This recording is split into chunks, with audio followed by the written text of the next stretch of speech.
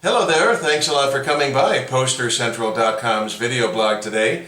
I'm Pete Howard, and I guess you could call this Bill Haley's last few breaths as the world's biggest rock star. Well, that's because 1 week before this show happened, Elvis Presley's Heartbreak Hotel single was released, and Haley and his Comets were left in the dust. But for now, for this tour, with Rock Around the Clock prominently displayed on this poster, Haley was still king of the hill.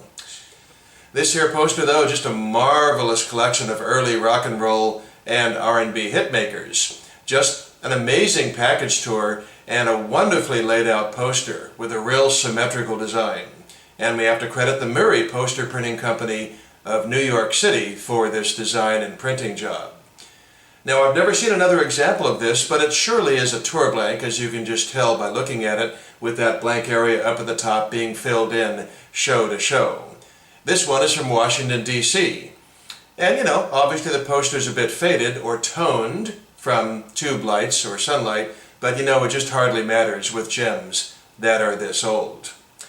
So, at the top it does say, way up there at the top, I come in a little bit, all in person, 11 fabulous rhythm and blues attractions.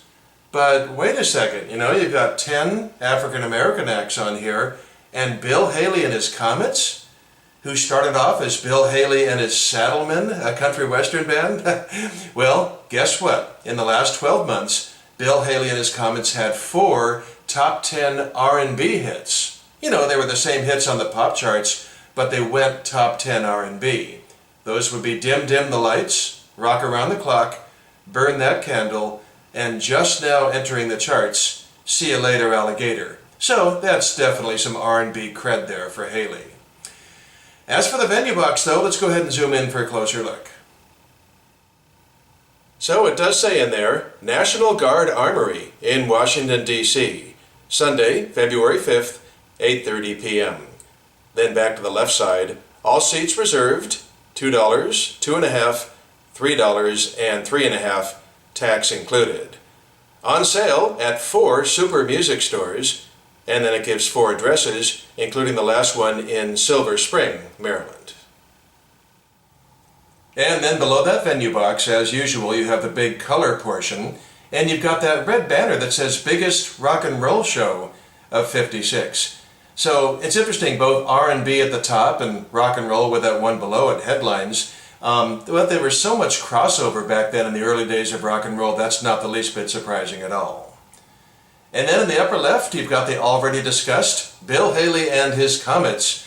Just, you know, boy, it's wonderful to have the song title on there, Rock Around the Clock. You just can't beat that. It's such a seminal, important record in rock and roll history. And I just love the way it's laid out, you know, between his face and the word Bill and stuff. It's really a nice design. Boy, I'll tell you, that record was #1 for 2 months the previous year. And by the way, notice only the top 3 acts get song titles. Nobody else gets song titles.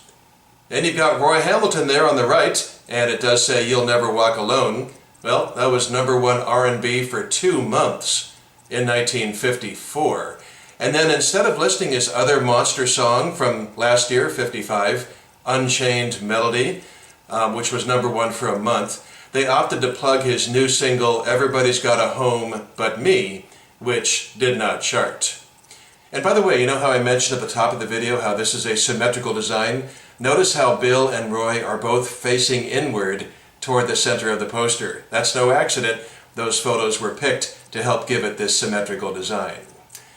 And then right in the middle there, dead center, you do have the Platters, still a pretty new act. They had charted only 2 singles thus far, but they were world beaters, for heaven's sake, wow. Only You and You Alone, listed on the poster in abbreviated form, just the first couple words, was #1 for roughly 2 months. And then The Great Pretender is on there, their other hit single, and that was #1 for roughly 3 months.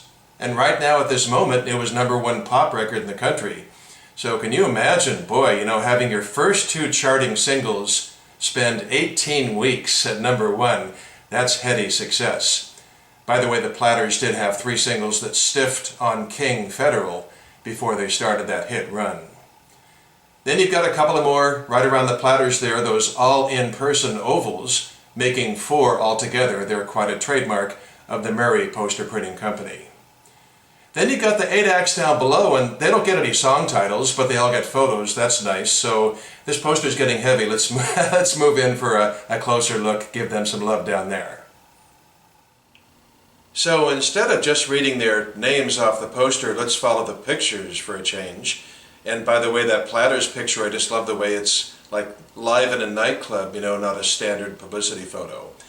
But anyway, down the left-hand side, under the word Comets, you do have Laverne Baker, the Drifters, the Five Keys, and Shirley and Lee.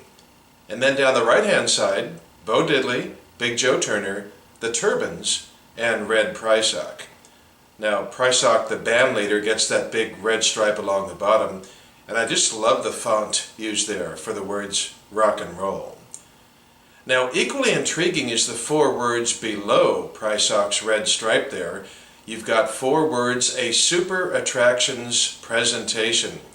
Well, boy, that's a key line to all serious poster collectors. Wow, Super Attractions was the promoter that developed the Biggest Show of Stars series of tours and posters over the next 10 years. You know, those star-packed caravan tours for which Globe posters made the most outrageously cool big cardboard Day-Glo window cards from 1957 to 1967. I've blogged a lot of them, so you've probably seen several of them. In fact, it's fun to track the progression into the Biggest Show of Stars series from this point. This is the earliest that I've ever seen, absolutely, Super Attractions Caravan Tour poster. And you know, with their names so small way down there at the bottom, it sort of stands to reason that this is probably the first one. I've seen nothing from 1955. I have seen a couple of 1954 concert posters that use the term biggest, you know, but there's just no super in there, so I don't know if they're related.